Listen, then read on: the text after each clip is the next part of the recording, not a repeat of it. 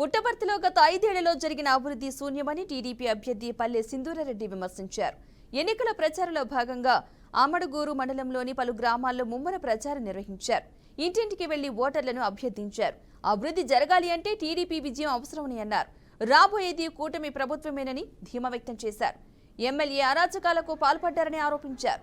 మరోసారి వైసీపీకి ఓటు వేస్తే పుట్టపర్తి మరింత నాశనం అవుతుందని హెచ్చరించారు.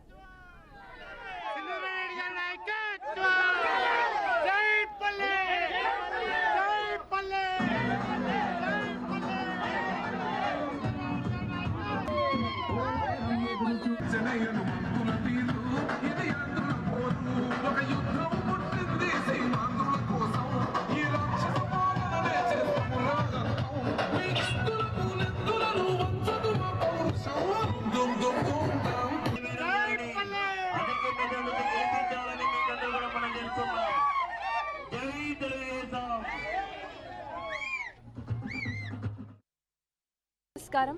అమడుగూరు మండలం పుట్లవాళ్ళపల్లిలో ఉన్నామండి. ఇవాళ చాలా అద్భుతంగా ఉంది రెస్పాన్స్. 200-300 మంది మాతో పాటు ఇవాళ ప్రచారంలో పాల్గొన్నారు. చాలా ఆనందంగా ఉంది.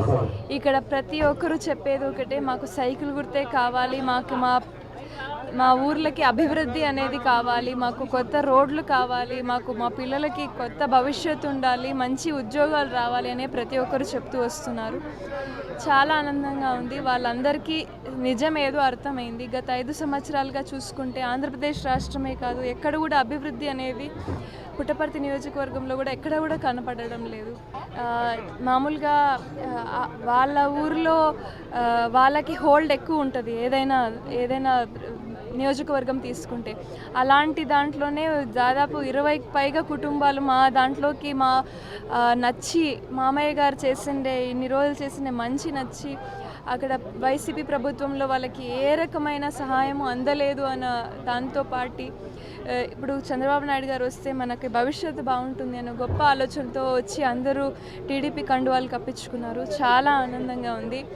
అందరూ ఇప్పుడు మా కుటుంబీకులే. అందరితో మేము పల్లె కుటుంబం